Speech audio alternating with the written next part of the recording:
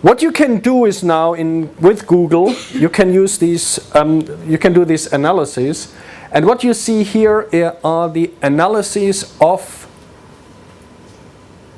Google searches for Ashai.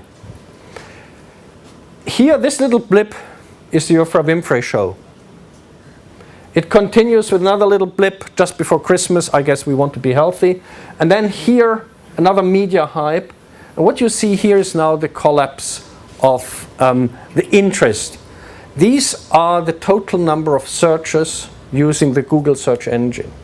And that's a very interesting information if you think how this really has suddenly exploded on a global level.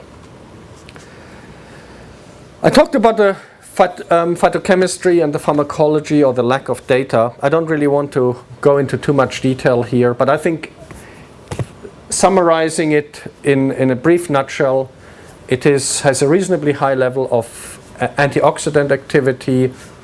What this is good for, God knows.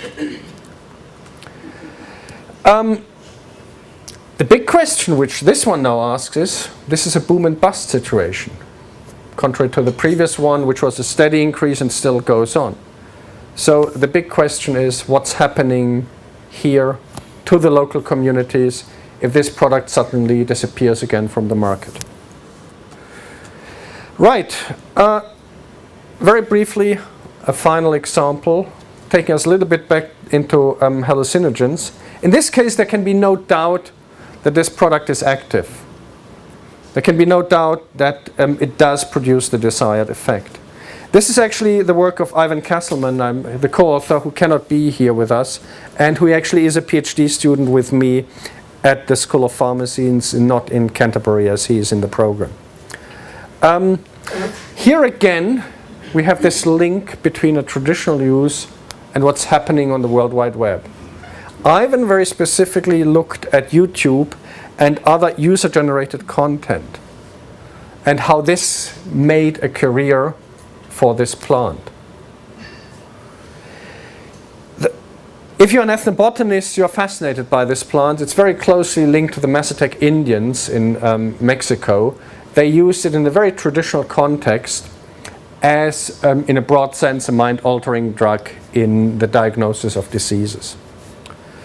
And as I said, it now is part of this very informal culture. I don't think we are very far from where you can get the first plant here, a few hundred meters, and you're in Camden, and that's where it grows quite abundantly, under very controlled conditions by those who want it.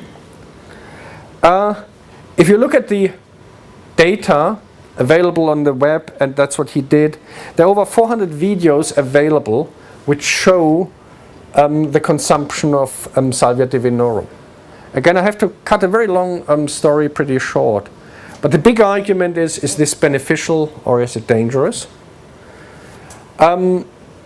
However, it's clear that the majority of these videos depict a relatively positive experience, which doesn't necessarily mean that it's safe, but it certainly is not an experience where people are consuming something and afterwards have major mental problems. But it is a huge phenomenon. September 2010, and we've hit more than 9 million views of these videos. So people are really interested in seeing what people do, presumably before trying it out themselves. So here the World Wide Web has generated a platform for people to learn about the experience of other people.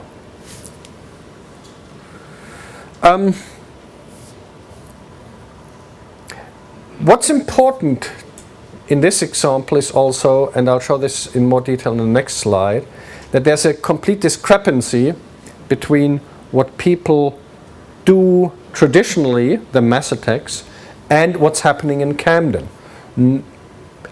Anthropologically, in no way a surprise, but I think as something which is happening here very important. The use in Mexico is linked to the diagnosis and treatment of illnesses. Here it's much more a recreational one.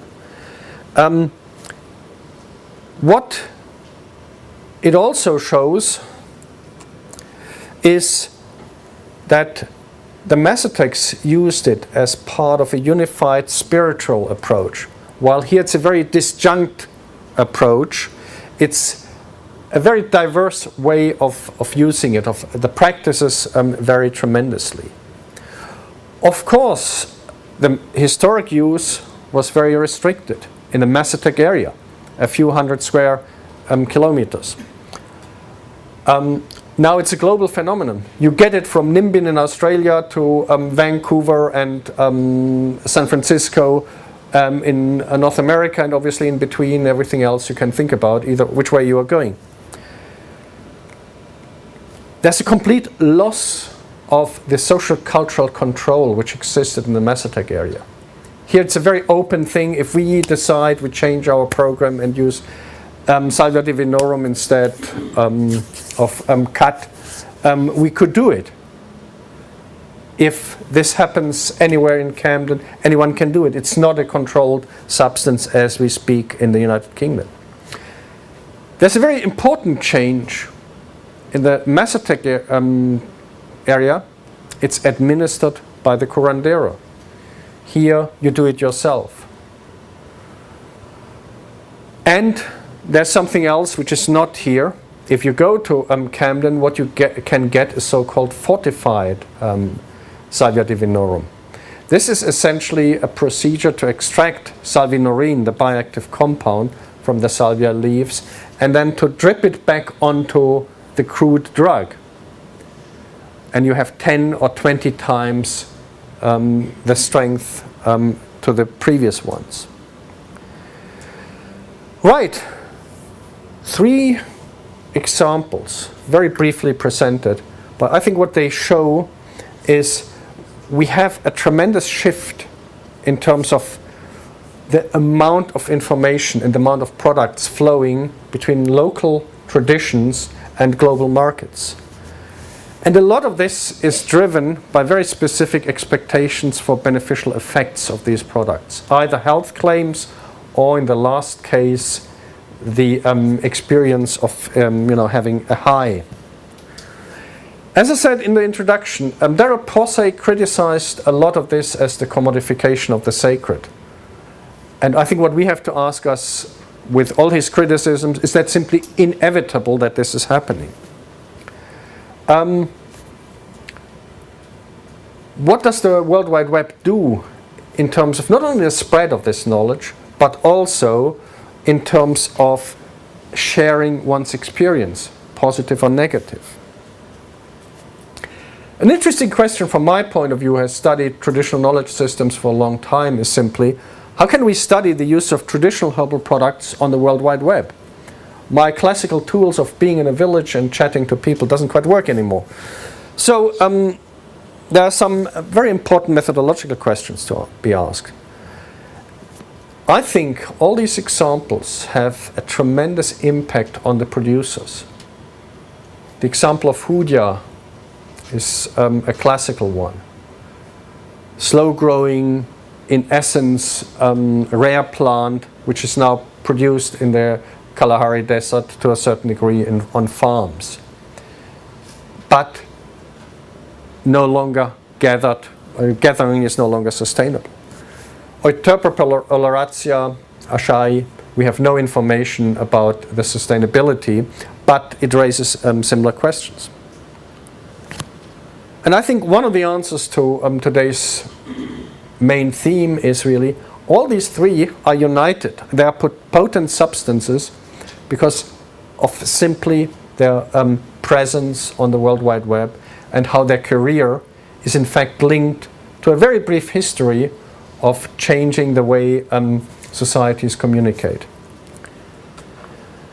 Right, so this was my very brief introduction. I have a final question to you. Have you Googled all this? Thank you very much.